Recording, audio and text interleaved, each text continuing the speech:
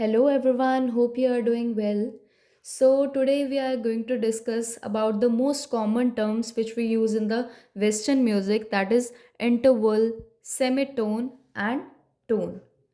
So already we have discussed in our previous video about the western notes and its types. Now today we are going to learn about the terms we use in our western music. That is, first term we are using is interval. Interval क्या होता है? The distance between any two notes, यानी कि कोई भी दो notes के बीच का जो डिस्टेंस होता है उनको हम बोलते हैं interval.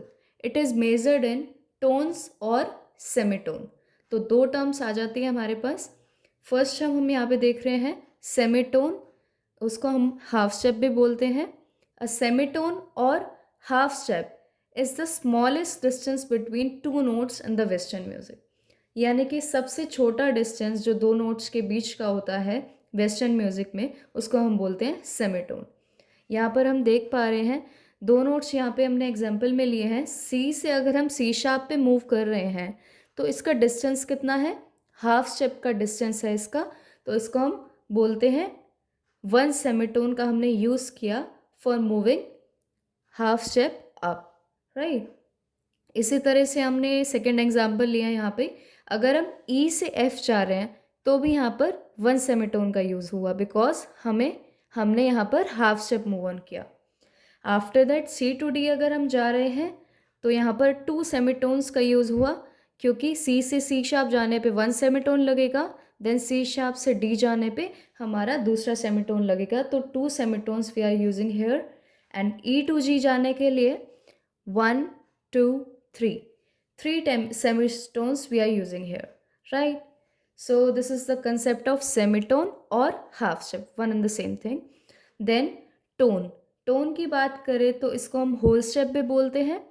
A tone is equals to two semitones, यानी कि एक टोन दो सेमीटोन के बराबर होता है. एग्जाम्पल के लिए हमने यहाँ पे लिया, अगर हम C से D जा रहे हैं तो हम एक होल स्टेप मूव कर रहे हैं.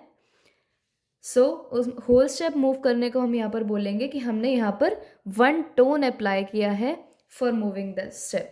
सो हम यहाँ पर ये भी लिख सकते हैं कि हम दो सेमीटोन आगे गए हैं, राइट. तो नेक्स्ट एग्जाम्पल हमने लिया है यहाँ पर सी टू ई.